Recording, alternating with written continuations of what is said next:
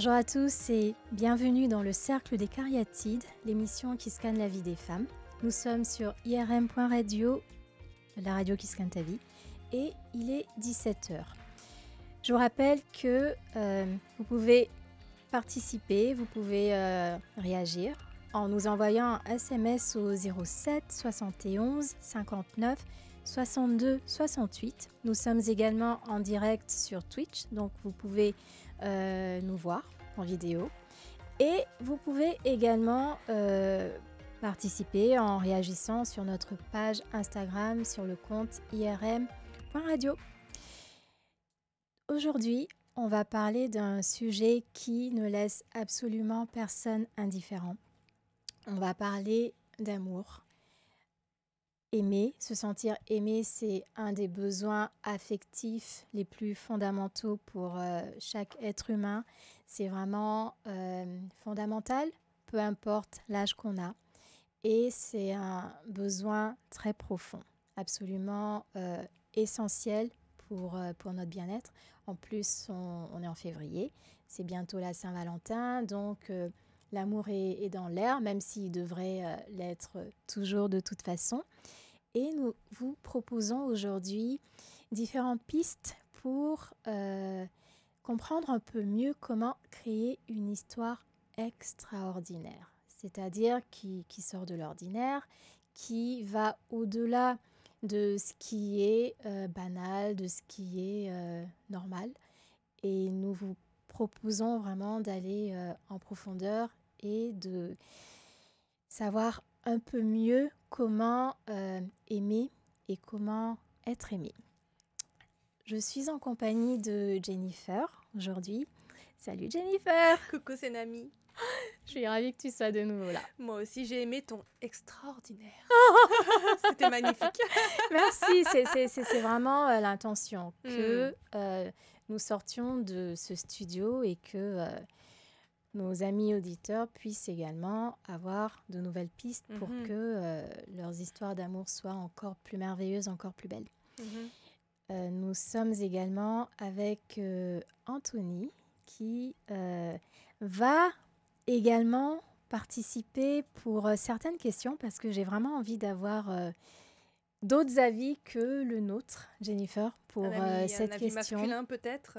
Un avis masculin, mais aussi un avis d'homme amoureux. Parce que Anthony est très amoureux. La mèche, ça y est, t'as vendu la mèche. Il a des papillons dans le ventre en ce moment. Anthony est très amoureux en ce moment. Et ce qui m'intéresse particulièrement pour cette émission, c'est de comprendre qu'est-ce qui fait qu'en tant qu'être humain, on se sent vraiment aimé. Qu'est-ce qui permet de se dire « Ah oui, cette personne m'aime. Ça, vraiment, je le sais, je le sens, il n'y a absolument aucun doute. » Et il y a un conseiller conjugal qui s'appelle Gary Chapman, qui a vraiment étudié la question en long et en large. Et il a écrit un livre qui est un best-seller, qui est Les 5 langages de l'amour. Ça donne vraiment des pistes très intéressantes. Vous en avez peut-être entendu parler. Le nom. Ça te dit quelque chose? Ça me parle. Donc, ce qui va être intéressant, c'est de comprendre comment est-ce que nos actes peuvent dire « je t'aime ». Pas juste nos mots. Comment est-ce qu'on peut montrer qu'on aime de différentes façons. Et on a tous une façon spécifique pour montrer qu'on aime et aussi une façon de vouloir ressentir que l'autre nous aime. Est-ce que, par exemple, Jennifer, tu sais ce qui te permet de te dire « oui, je me sens aimée, je me sens vraiment comblée parce que mes attentes sont honorées ». Enfin, oui, je comprends. Est-ce que tu as quelques idées? Oui, pour moi, le plus important quand tu es en couple avec quelqu'un, déjà, pour se sentir aimé, il faut déjà se sentir bien avec la personne. Donc, ça veut dire qu'il faut être à l'aise avec la personne, ne pas avoir honte de quoi que ce soit. Il y a des couples, parfois, peut-être qu'ils ont peut-être honte de certaines attitudes, alors que normalement, ça ne devrait pas, tu vois. Et moi, ce qui me fait vraiment sentir aimée, c'est qu'il y ait une complicité, qu'il y ait un échange, qu'il n'y ait pas de tabou. Parce que si on est ensemble, tu es moi, je suis toi, quoi. C'est un peu, on se retrouve, c'est un peu un miroir, tu vois. Et pour être aimée, moi, il faut que je retrouve en mon partenaire l'ami confident, tu vois, le frère complice et vraiment l'amant amoureux pour les relations de couple. Voilà. Donc, est-ce que c'est fait... en entendant, en parlant, en entendant certains mots que tu te sens vraiment aimée quand tu parlais de confident, de complicité? Les mots, mais les actes aussi, c'est important. Les actes aussi. Les actes, ça veut dire que... Les services services ou même... les petites attentions. Les petites attentions. Pour moi, peut-être pour quelqu'un d'autre, ce sont des petites attentions, mais pour moi, c'est quelque chose de waouh, tu vois, de magique.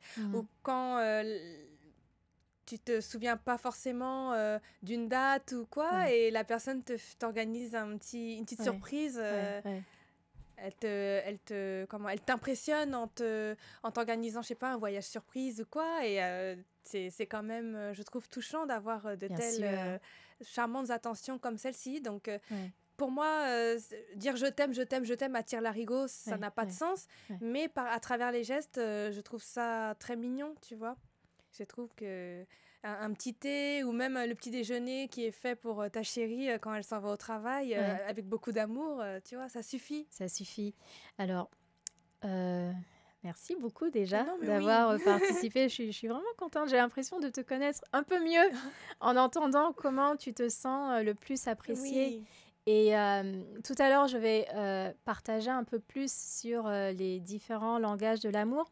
Et j'aimerais savoir après où est-ce que tu te retrouves dans ce que tu as partagé. Quels sont, selon toi, tes langages principaux? D'accord. Et toi, Anthony, est-ce que tu as conscience de ce qui te permet de te sentir aimé, ce qui te fait te sentir un homme comblé? Moi, il y a un truc que j'aime beaucoup avec ma copine. Ça fait très bizarre ce que je vais dire peut-être, mais... ma copine, quand je rentre le soir, par exemple, de la radio, m'attend devant la porte. Oh, c'est vrai? C'est trop mais mignon. Souvent, elle m'attend devant la porte et je me dis, voilà, effectivement, elle n'a pas bougé beaucoup de sa journée, elle a fait d'autres trucs. Moi, je rentre, je suis lessivé, d'une journée 5h30, 19h30 de radio, bon, voilà. Et elle est là, elle est devant, elle est là, et elle m'attendait. Ah, c'est touchant. Et tous les soirs, enfin tous les jours où je suis sorti et que je vais au boulot ou autre, elle sait que je rentre le soir, je suis complètement épuisé entre les transports et machin. Et non, même pas, elle vient dans mes bras et voilà, c'est tout. C'est un rituel qu'on a maintenant depuis qu'elle est chez moi. Et, c'est mignon. Et ça a rarement dérogé et honnêtement, ça me touche. C'est quelque chose de très simple. Je dis, bah c'est simple. Oui. J'ai envie de dire tout le monde peut le faire, mais c'est du bonheur. Il y en a plein, je pense, qui aimeraient avoir quelqu'un qui les attend de bras ouverts. Totalement. Bah oui. Ah non, c'est trop mignon. C'est magnifique. C'est magnifique. J'adore. En tout cas, écoute, merci aussi de te partager ça. Et quand on va faire un peu le tour de ces différents langages, j'aimerais bien savoir où est-ce que tu te seras retrouvé le plus. Parce que ça, apparemment, quand elle le fait, quand elle t'attend comme ça, tu te sens vraiment aimé, tu te sens vraiment... apprécier pleinement. Et ce qui moi me touche, c'est que c'est un truc très simple que tout le monde peut faire en fait. C'est pas non plus le truc incroyable où on se tire pas un feu d'artifice sur Versailles tous les jours quoi. Voilà, exactement. Voilà, on fait un truc très simple que n'importe qui peut faire quoi. Mais ça suffit. C'est génial. Et ce qui est intéressant, c'est que bien sûr, déjà il y a 5 langages principaux que Gary Chapman a analysés et considérés être des langages fondamentaux pour tout le monde. Les paroles valorisantes, les moments de qualité, le toucher physique, les cadeaux et les services rendus. Alors, on a tous besoin de ces 5-là à des degrés différents. Pour certains, ça va être nos langages vraiment principaux. Soit il y en a un qui est vraiment dominant, soit ça va être une combinaison de 2. Mais de toute façon, c'est un peu de tout. Et ce qui est intéressant, c'est que tout le monde parle un langage différent.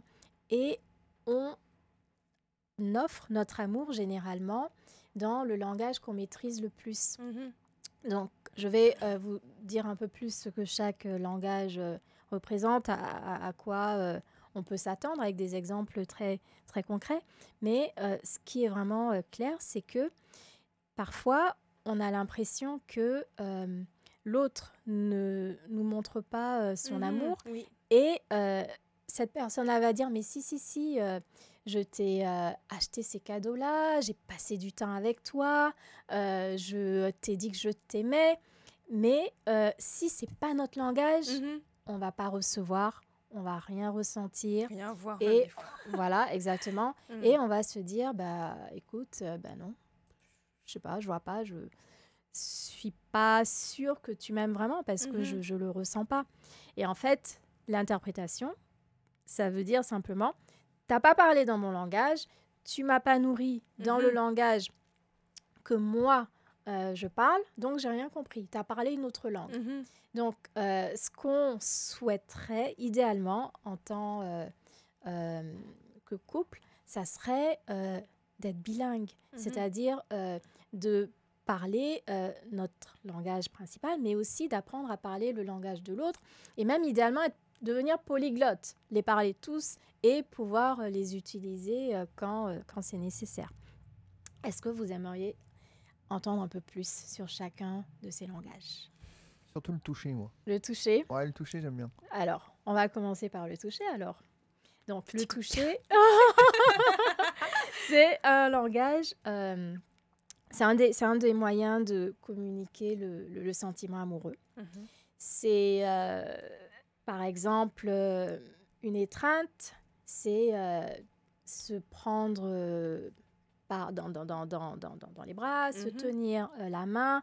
C'est être assis à côté, peut-être poser la main sur la cuisse de l'autre, ou bien être assis à côté et puis toucher le dos, ou bien masser, voilà, caresser les cheveux, caresser la joue, s'embrasser, une relation intime. Tout ça, c'est vraiment le toucher physique. La papouille, oui, la fameuse papouille.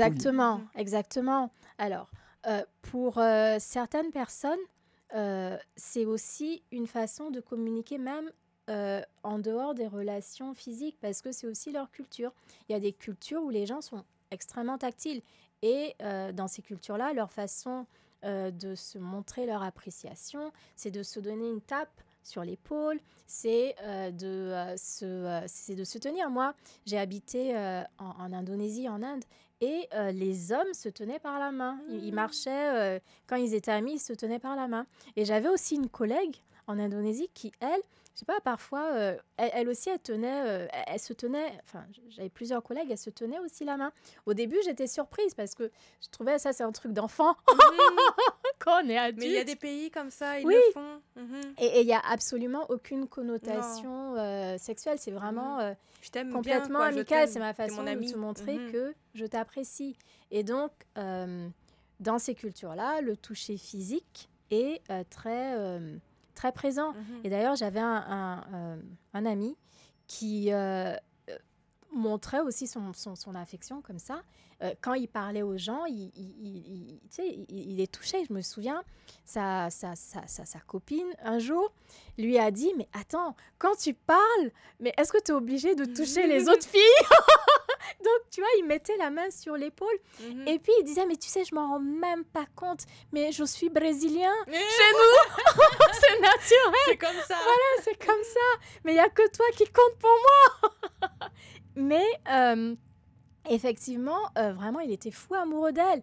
Mais il réalisait même pas que quand il parlait aux gens, spontanément, il mettait la main sur l'épaule, ou bien, voilà. Et pour lui, c'était absolument... normal, quoi. Naturel, normal, voilà. Donc, voilà, ça, c'est le toucher physique, et c'est un des 5 langages. Oh mon Dieu, puis je pense que pour moi, c'est le... Tu te retrouves? Ah, il est très important pour moi. Oui. Je peux pas concevoir une relation amoureuse si mon homme, l'homme avec qui je partage la vie n'est pas tactile. N'est pas tactile. Je parle pas de rapport sexuel. Oui. Je parle vraiment dans le quotidien. Le matin, bonjour, un petit bisou, une petite étreinte, pardon. C'est vraiment, j'aime beaucoup moi quand il y a des câlins et tout. C'est très important, je trouve, pour même les énergies. Oui, c'est ce qu'on dit. De toute façon, on dit qu'un câlin apporte beaucoup plus d'énergie qu'un repas, ou autant d'énergie qu'un repas, ou un petit-déj, ou je sais pas quoi. Enfin, l'apport calorique. Et c'est vrai, ce que tu dis, c'est très nourrissant. Et d'ailleurs, en termes de neurotransmetteurs, quand il y a un toucher physique d'une certaine durée, de façon fréquente, on sécrète de l'ocytocine. Donc, c'est l'hormone de l'attachement. On se sent attaché à la personne. Et d'ailleurs, c'est aussi ce qui lie la mère et son enfant. Ce lien-là, ça vient de ce neurotransmetteur et ça vient aussi cimenter les couples. Et d'ailleurs, pour un homme qui est rempli d'ocytocine, il va trouver que sa chérie, c'est la plus belle au monde. Il a vraiment les yeux de l'amour. Et pour la femme qui est vraiment sous ce flot d'ocytocine dans son système, elle va aussi se sentir extrêmement attachée. Et on a un réservoir émotionnel, de toute façon, tous, depuis l'enfance. Et ce réservoir émotionnel, on le nourrit, on le remplit avec les langages de l'amour qui nous conviennent quand on les reçoit. Donc, si on est sensible au toucher physique, si on est un enfant qui reçoit beaucoup de câlins, qui est vraiment touché, son réservoir émotionnel va vraiment être rempli. Et si, à l'âge adulte, il continue à être entouré de personnes qui lui offrent ce toucher physique-là, dans différents contextes, bien sûr, son réservoir émotionnel va rester bien rempli.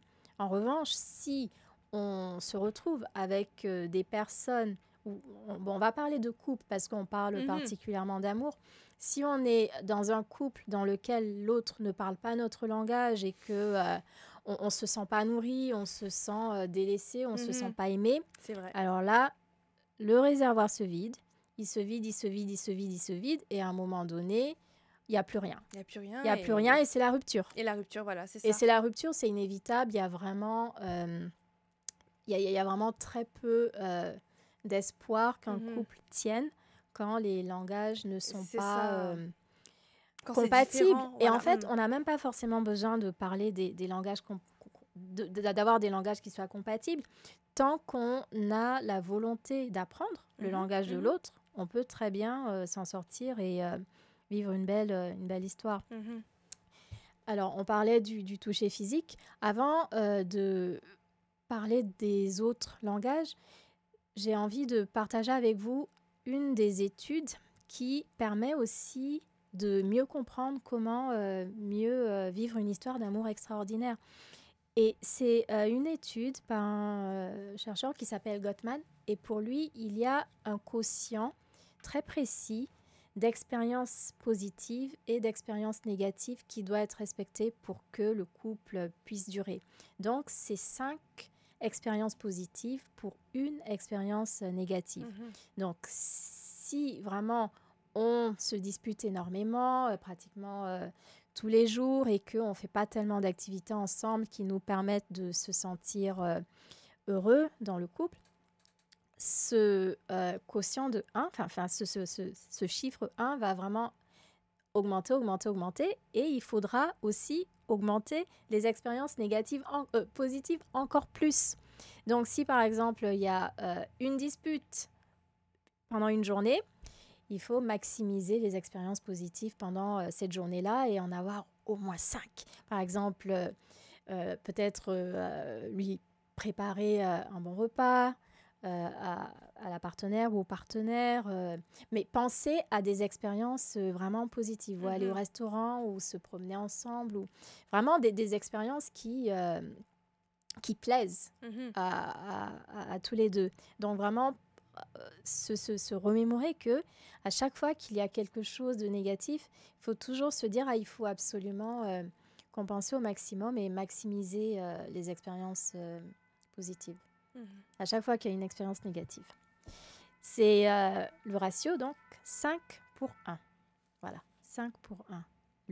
C'est le quotient magique, le ratio magique qu'ils ont trouvé. D'accord. Donc, si vous pouvez faire le plein d'expériences positives, c'est comme remplir le compte en banque de la relation. Comme ça, quand il y a des petits nuages, on a un peu de marge. Il y a un petit coussinet de protection, c'est ça. Mais il faut vraiment en avoir plein parce que ça va vite.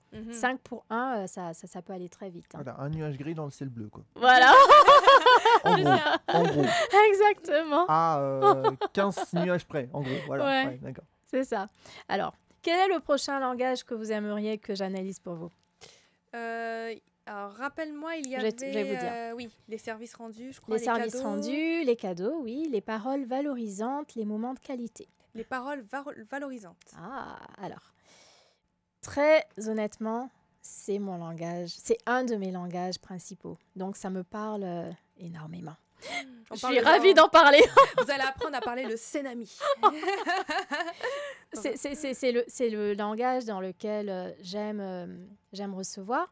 Et c'est aussi le langage dans lequel je donne de façon spontanée. Ça ressemble à quoi? C'est les mots d'appréciation, c'est les compliments, c'est les encouragements. Par exemple, je t'aime mon chéri, je t'aime ma chérie. Tu es magnifique dans ce costume, tu es magnifique dans cette robe. J'aime passer du temps avec toi. J'ai adoré que tu me fasses à manger.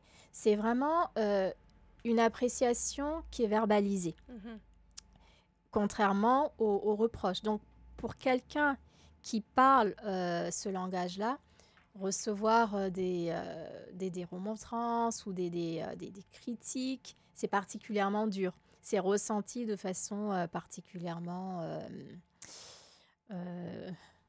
comment dire? Voilà, c'est assez mal vécu. C'est assez mal vécu. Donc, les paroles valorisantes, c'est vraiment verbaliser ce qu'on ressent. Je connais quelqu'un qui avait comme théorie, pour moi, l'amour, ça ne se dit pas. Dire je t'aime, ça ne veut rien dire. Il faut le montrer. Il faut le montrer. Et il était avec sa chérie pendant 10 ans. Ils ont même été fiancés. Et elle se plaignait, mais tu m'as jamais dit que tu m'aimais. Et il voulait en fait qu'elle change de pays, pour qu'il soit encore plus proche. Et elle se disait, oui, mais je ne sais pas, il y a quelque chose qui me manque. Tu m'as jamais dit que tu m'aimais. Et pour moi, c'est important. Et donc, il disait, oui, mais moi, j'ai cette théorie. Quand j'aime quelqu'un, je le montre. Je n'ai pas besoin de le dire, ça ne veut rien dire. J'ai aussi des clientes qui me parlaient de cette expérience-là, qui étaient avec des personnes comme ça ou qui vivaient elles-mêmes cette expérience. Ne pas être en mesure de dire « je t'aime ». Et pour certaines personnes, dire « je t'aime », c'est pas important. Donc, si on est avec quelqu'un pour qui c'est pas important, c'est pas grave. Mais si on est avec quelqu'un pour qui les paroles valorisantes sont importantes, ça va créer un réservoir émotionnel qui va se vider à vitesse grand V. Ça va vraiment créer énormément de sentiments, de frustration, d'impression de ne pas être du tout apprécié et aimé. C'est ce que tu expliquais tout à l'heure avec le langage qu'on ne comprend pas de l'autre. Il faut être bilingue et comprendre les deux autres et savoir manier les deux langues en même temps. Après, il peut arriver qu'on ait un peu du... Par exemple, tu as décrit le toucher, qu'on soit vraiment au langage du toucher, mais qu'on est allé 10-20% de... Tu vois, on peut avoir un peu de tout quand même. Oui, bien sûr, oui. C'est sûr. Tu as tout à fait raison. C'est une combinaison. Certains langages vont être un peu plus dominants. Par exemple, tu disais que pour toi, je t'aime, c'est pas l'entendre, que ça soit verbalisé, c'est pas essentiel. Tu as plus besoin de le voir en action. Tu as plus besoin de preuves, mais différemment. Mais de temps en temps, un petit « tu me manques » ou un petit « ah, j'ai apprécié ce week-end, j'ai hâte d'être au prochain week-end pour te revoir ». Enfin, des petits mots, pas obligatoirement le « je t'aime », mais au moins, tu vois, ça fait plaisir. Tu te dis, bon, au moins, cette personne-là pense à moi. Ou, c'est ça. Voilà. Toi, t'es plus pour les petites attentions. dirais. Moi, oui. Ouais, du coup. C'est les petites attentions, moi, qui me font vibrer, quoi. Les petites attentions, les petits câlins.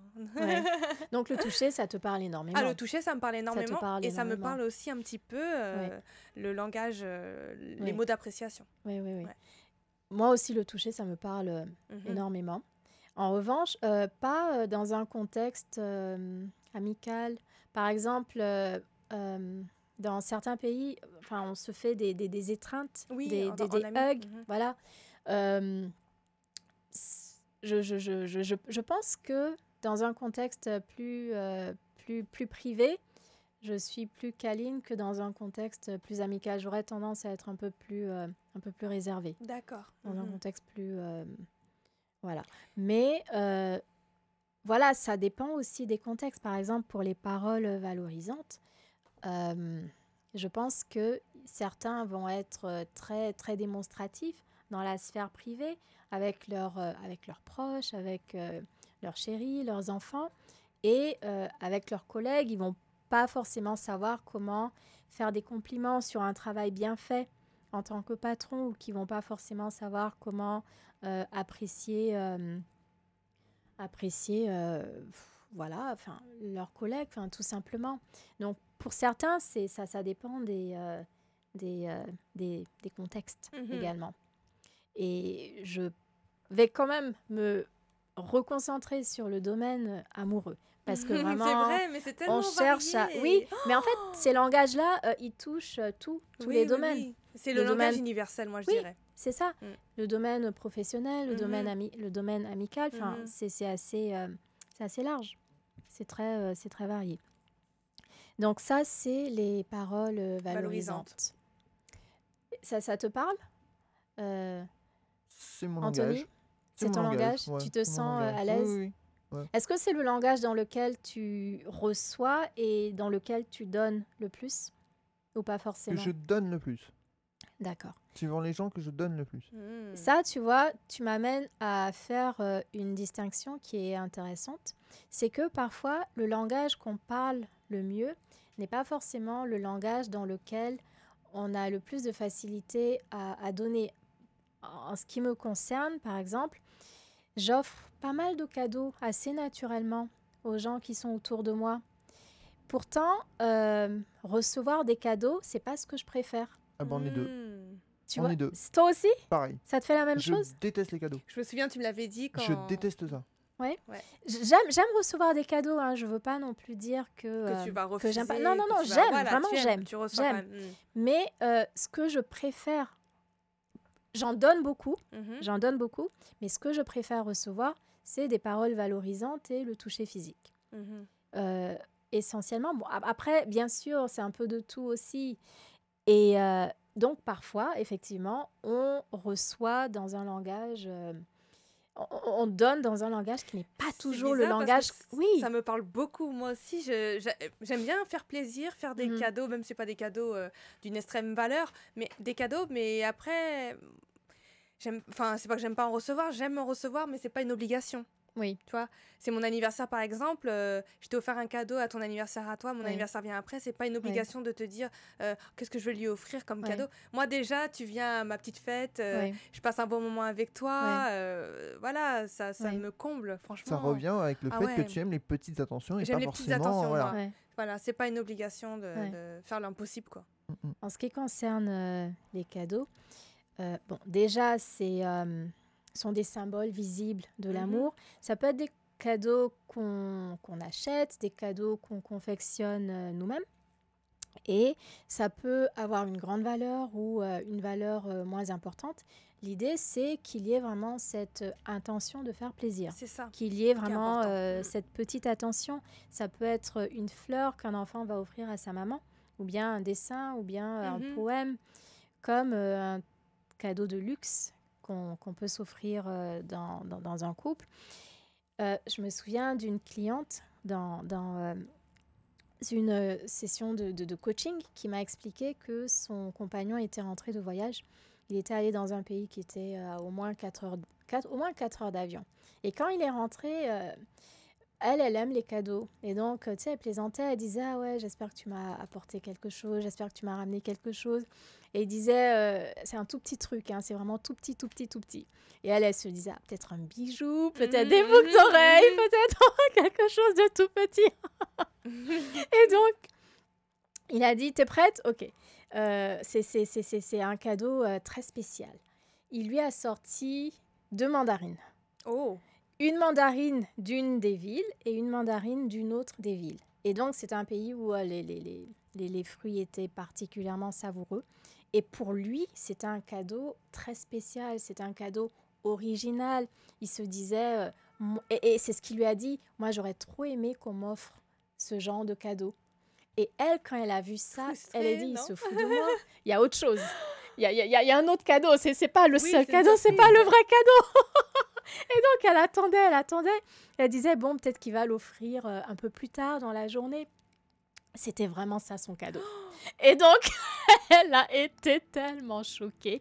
Mais à un moment, elle lui a dit, c'est vrai, elles sont délicieuses, mais bon, je ne m'attendais pas trop à ça comme cadeau. Enfin, mais vraiment, merci. Et puis lui, vraiment, elle sentait qu'il avait tout donné, quoi. Vraiment, c'était avec le amour, cœur, quoi. c'était avec amour. Et il a répété à plusieurs reprises. J'aurais tellement aimé qu'on m'offre ce genre de cadeau. C'est original, c'est quelque chose d'utile. Et il disait, moi, j'aime les cadeaux utiles. J'aime les cadeaux qui servent à quelque chose. Mais elle se disait, mais c'est pas romantique du tout. Et d'ailleurs, à une autre occasion, comme elle est très frileuse, c'était peut-être Noël ou le Nouvel An, il lui a offert des chaussettes. Des chaussettes chauffantes. C'est mignon, moi. C'est très mignon. C'est très mignon. Je trouve ça, c'est une charmante attention. C'est une tu attention. penses à la personne quand tu es en Tu penses à la personne. C'est bien, moi. Mais cette cliente me disait, mais c'est pas mon idée du cadeau romantique. Et donc, voilà. Donc, même dans les cadeaux, même pour quelqu'un qui aime les cadeaux et qui donne et qui reçoit des cadeaux, il y a aussi des styles de cadeaux qui vont être associés au romantisme ou pas. C'est marrant. Voilà. Non, mais par contre, vraie question. Vous dissociez, vous, le cadeau du souvenir ou pas? C'est-à-dire, par exemple, si ton compagnon... Parce qu'un cadeau, c'est pour une personne. Un souvenir, c'est un truc que tu partages avec une personne. Oui, parce que tu as voyagé et tu veux... Mais c'est un souvenir, quand je parle d'un souvenir, je parle d'un souvenir physique. C'est-à-dire, par exemple, je sais pas, vous ramenez un galet d'une plage. Oui. Un truc bateau, tu vois. Mais c'est un souvenir pour moi, c'est pas un cadeau. Oui. Même si tu l'offres à quelqu'un, c'est un souvenir. C'est pas un cadeau. Enfin, je trouve pas que ça soit un cadeau.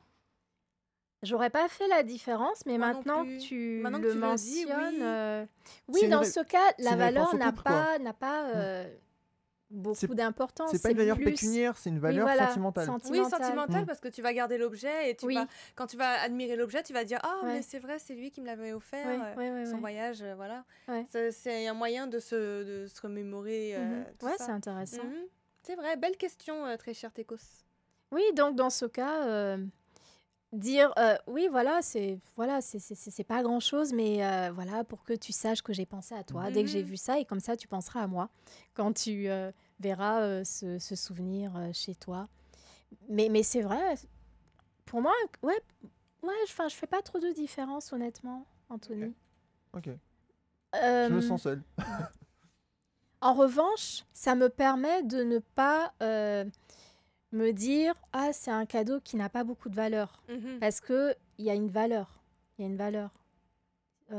Ça permet de ne pas hiérarchiser les cadeaux en fonction de leur valeur, parce que si c'est un souvenir, bien sûr, ça n'aura pas forcément une valeur monétaire très importante, mais plus une valeur sentimentale. Ouais.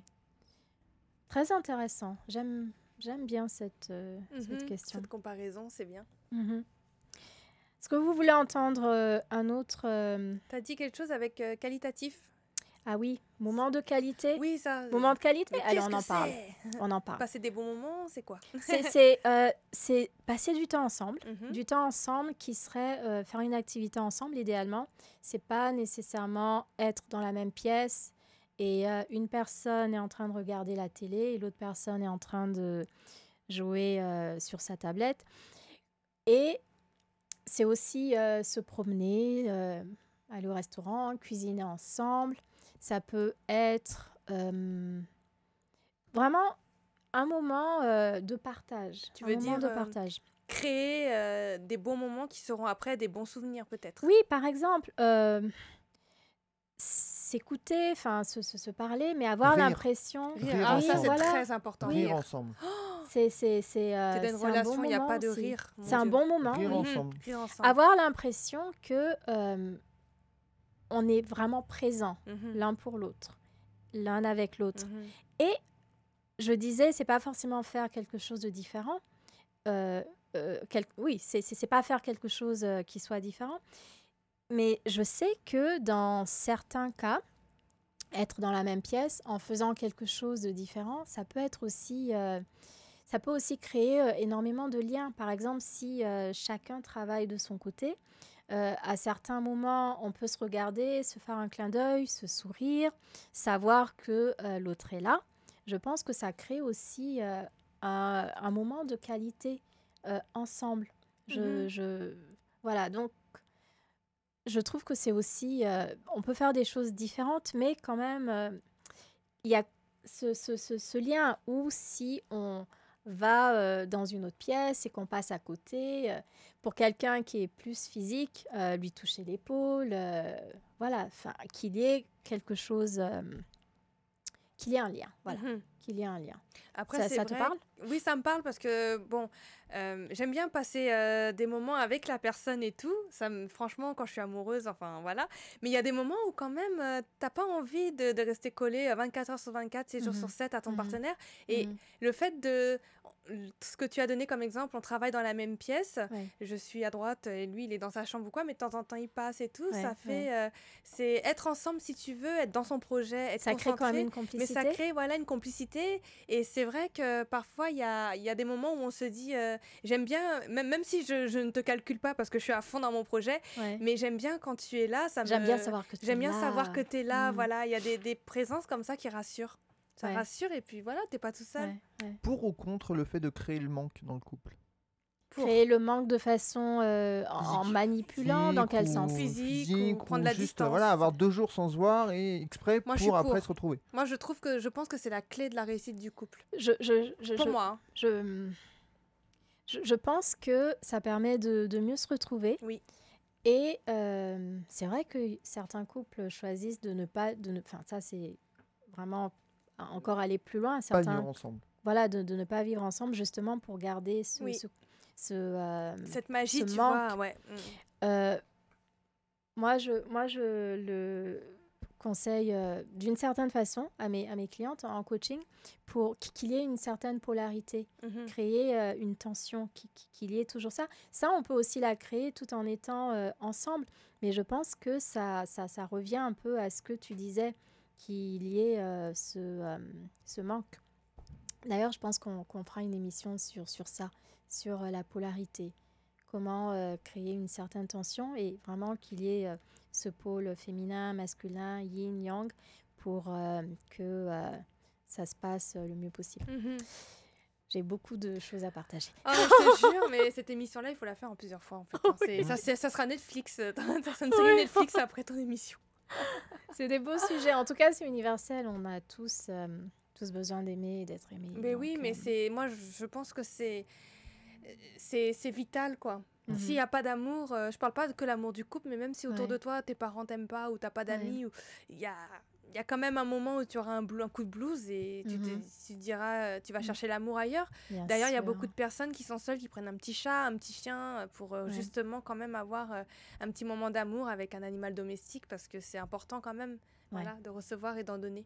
Complètement. Complètement. Il y a les services rendus, dont on n'a pas encore parlé.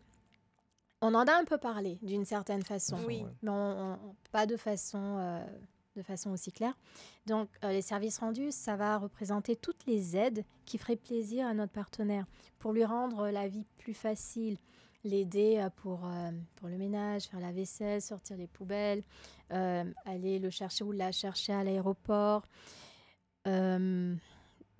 Souvent, ça peut paraître anodin, ça peut être une action qui semble quotidienne, normale, mais pour la personne qui a besoin de ce langage-là, les services rendus, c'est énorme. Ça représente vraiment, vraiment beaucoup. Et quand je parle avec des personnes qui parlent ce langage-là, qui disent j'ai pas besoin qu'on m'offre des cadeaux, j'ai pas besoin qu'on me donne des paroles valorisantes. Moi, j'ai juste besoin qu'on me prouve l'amour en me rendant des services, en faisant des choses pour moi.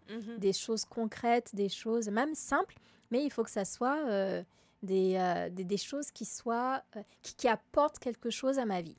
Voilà, donc c'est quelqu'un qui a besoin de services rendus, qui parlerait comme ça. Ça vous inspire? Ça m'inspire, mais après...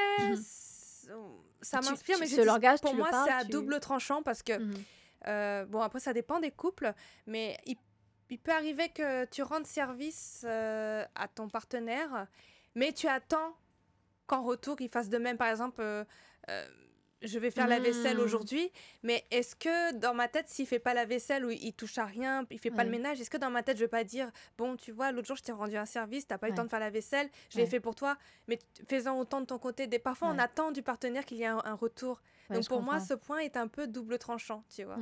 Tu vois, c'est comme ça. Je trouve que c'est à double tranchant et tu as pris l'exemple des tâches ménagères, donc pour moi, c'est quelque chose qu'on doit partager ensemble. Oui. Mais il peut y avoir d'autres services, oui, comme tu dis, où on n'attend pas quelque chose en retour obligatoirement, tu vois.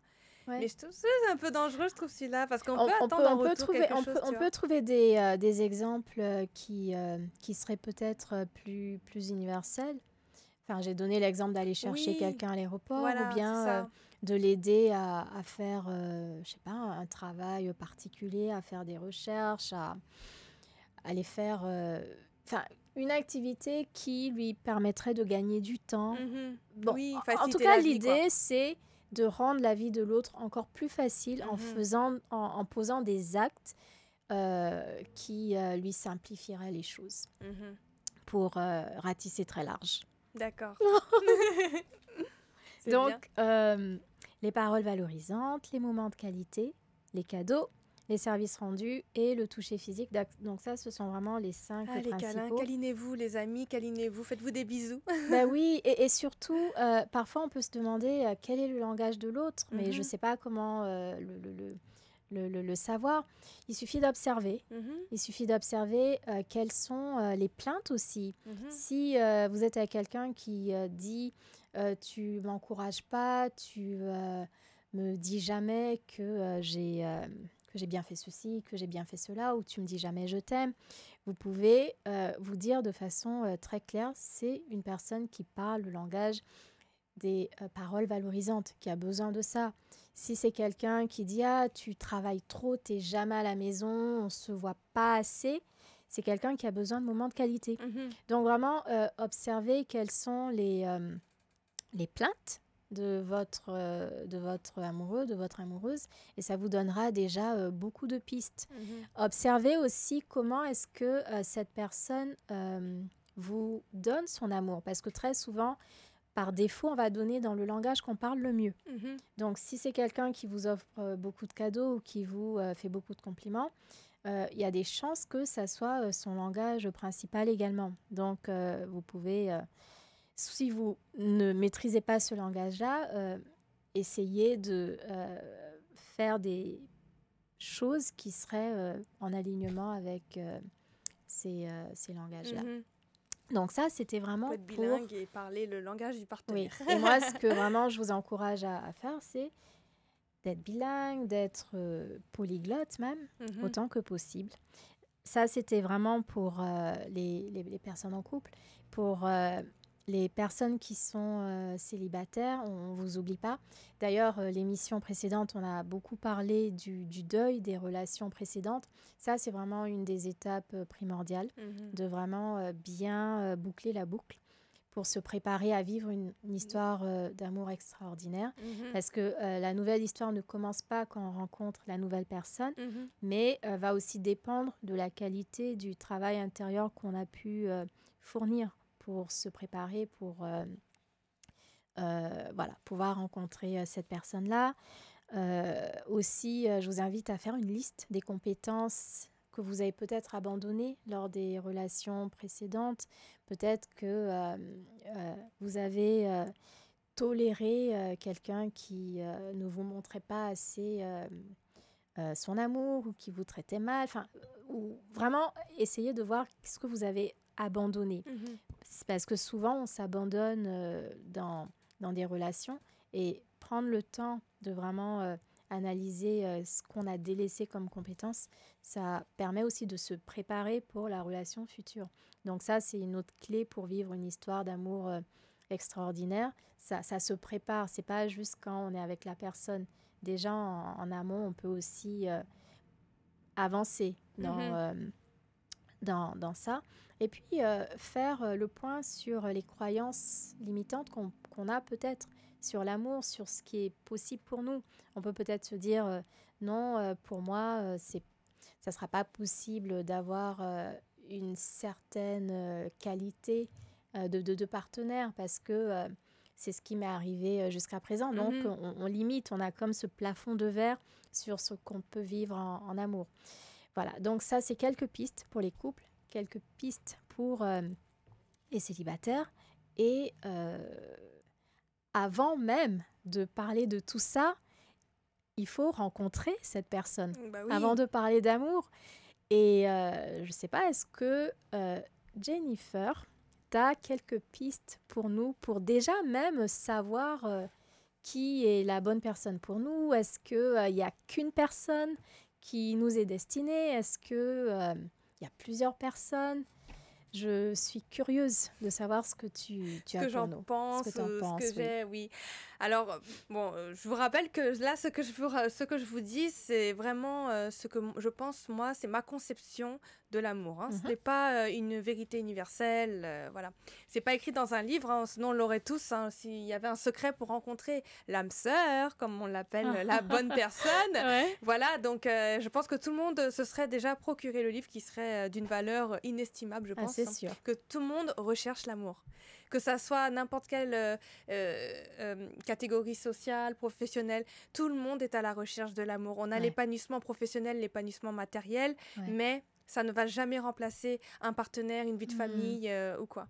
Donc, cette âme sœur, c'est la personne qu'on aura la sensation de connaître depuis longtemps, la personne avec laquelle on va vivre des bons moments, avec laquelle on se sentira bien. Quelle que soit la situation, et pas de honte, on se sentira bien, quelle que soit vraiment la situation. C'est cette personne avec laquelle on aura une sensation de bien-être, donc aussi, et une compatibilité amoureuse. C'est cette fameuse personne également, comme je reprends ma phrase de tout à l'heure, dans lequel on retrouvera un ami, en même temps un frère et en même temps un amant. Donc voilà, pour moi, c'est cette personne pour moi, chaque personne sur cette terre a cette moitié quelque part. Parce que après, c'est vrai qu'on peut se dire, oui, mais moi, j'ai eu des expériences amoureuses, ça s'est mal passé, je suis tombée sur quelqu'un qui ne m'a pas respectée, je suis tombée sur cette personne qui m'a trompée, bref. Pour moi, ce ne sont pas des échecs, ce sont des expériences de la vie. Je dirais pas qu'il faut souffrir pour réussir, je dirais pas jusqu'à là, mais non, on veut pas. Non, il faut pas, mais avant de connaître le bonheur, avant de rencontrer cette fameuse âme sœur, pour moi, ma croyance, il faut déjà passer par des étapes pour apprendre à comprendre ce qui ne va pas chez soi.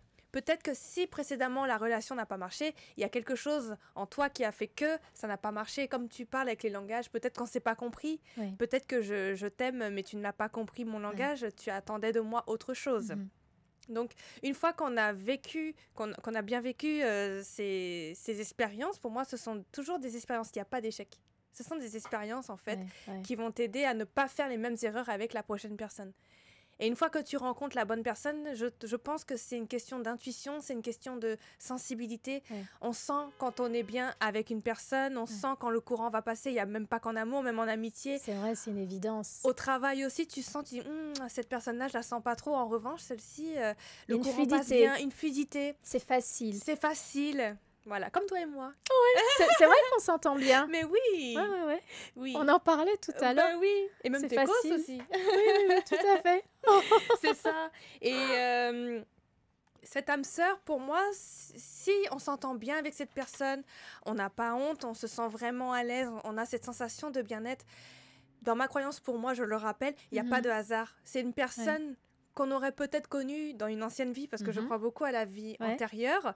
Et toutes les personnes que l'on croise dans notre vie, ces personnes qui restent d'ailleurs tout au bout de ta vie, ces personnes qui quittent ta vie pour X raisons, cette personne n'en a plus de nouvelles, ou elle a disparu de la circulation, on n'entend plus. Pour moi, c'est pour quelque chose, il n'y a pas de hasard, tu vois.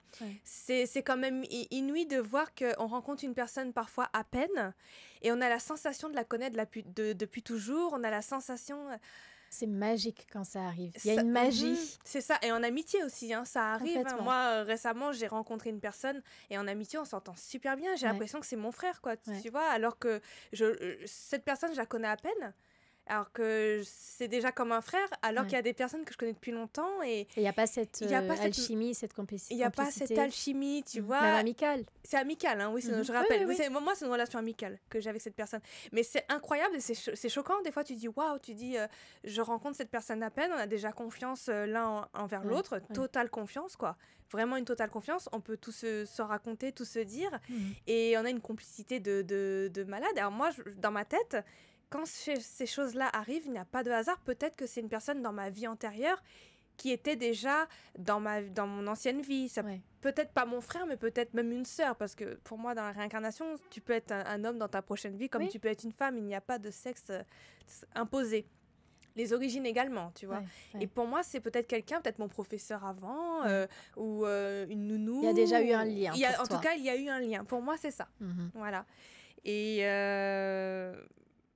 pour moi, c'est une promesse qu'on s'est faite de se revoir dans la prochaine vie. Et des fois, on se dit, oh, comme par hasard, j'ai rencontré cette personne. Mais non, pour moi, il n'y a pas de hasard. Si tu l'as rencontré... C'était prévu, tu crois? C'était prévu pour moi, je pense. Après, pour moi, on a le libre arbitre dans la vie. Hein, parce que quand j'ai rencontré cette personne, c'est un ami qu'on a en commun qui me l'a présenté. Et j'ai failli ne pas aller au rendez-vous parce que je devais aller travailler après. Et j'y suis quand même allée, tu vois, à ce rendez-vous. Et j'avais le libre arbitre de ne pas y aller et de ne jamais rencontrer cette personne qui est maintenant devenue un ami à moi, tu vois. Mais voilà, donc pour moi, il n'y a pas de hasard. Et pour moi, l'âme sœur, elle existe. Pour moi, chaque personne sur Terre a son âme sœur. Il y a cette personne qui te cherche aussi, qui cherche. C'est prometteur. Dans quel sens?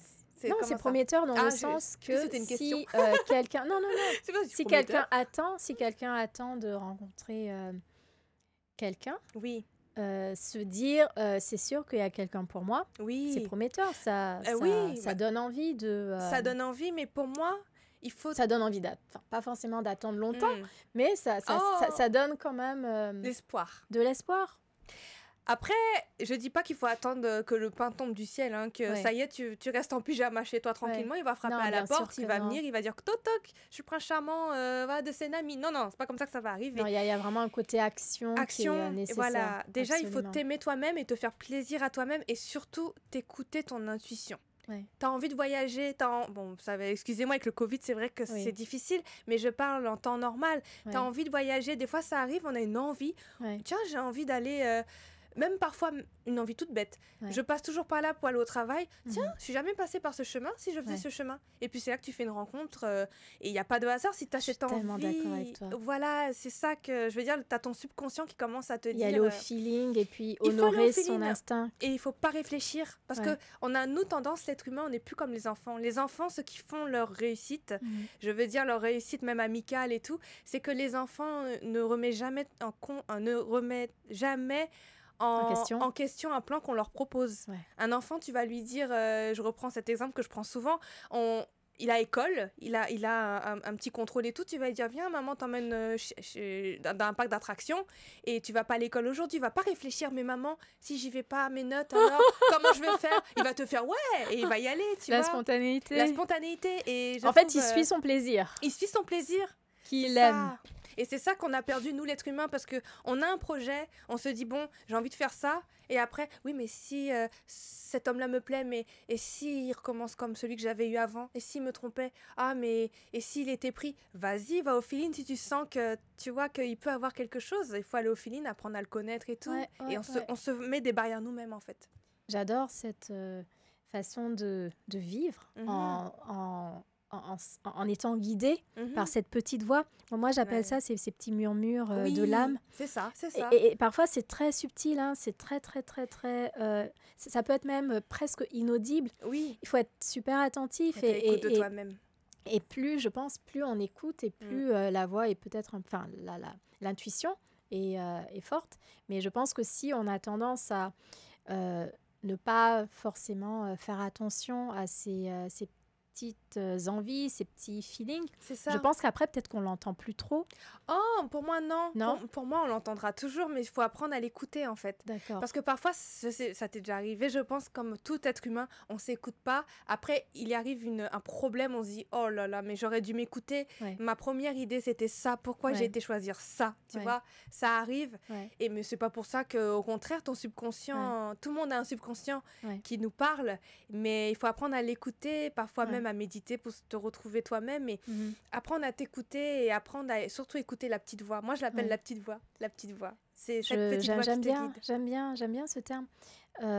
J'ai trouvé que ce que tu disais avait beaucoup de liens aussi avec ma façon de voir les choses. Je pense que les personnes qu'on est censé rencontrer, de toute façon, on va les rencontrer. Je pense qu'on a des contrats d'âme. Enfin, d'une certaine façon, il y a des expériences qu'on est amené à vivre avec certaines personnes. Et pour ce faire, on va être amené à les rencontrer. Et bien sûr, il y a aussi le libre arbitre. Donc, peut-être que le timing peut, je ne sais pas, peut-être changer. Je ne sais pas trop comment ça fonctionne.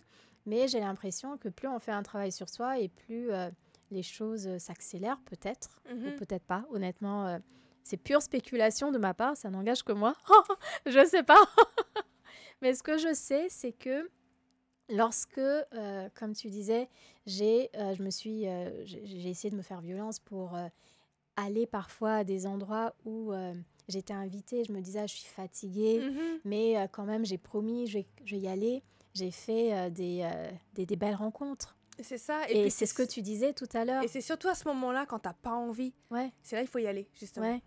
Moi, je connais 2 personnes qui se sont rencontrées en ligne, qui n'étaient pas du tout intéressées par ça, parce que ce sont des personnes très timides, très introverties, qui étaient très intimidées par tout ce processus, mais qui ont ressenti comme une petite voix qui leur disait vas-y, essaie, t'as rien à perdre.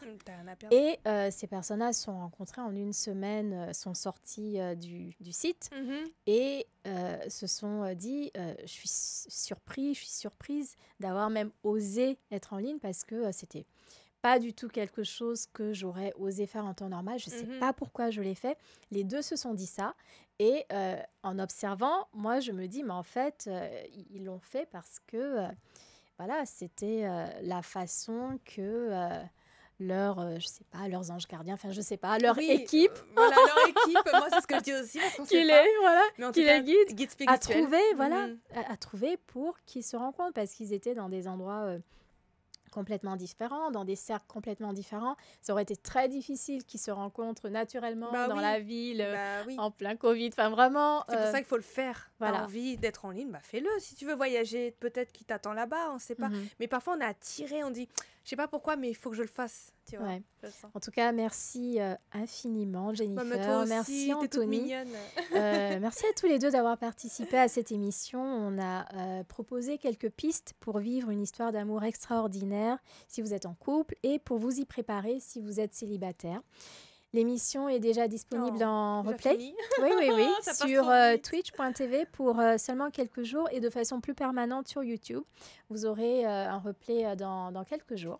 Je vous invite à consulter notre page Instagram irm.radio pour rester au courant de notre actualité. Et on se retrouve mercredi prochain à 17h avec une invitée incroyable, une pionnière dans la kizomba. Je ne vous en dis pas plus, mais vous serez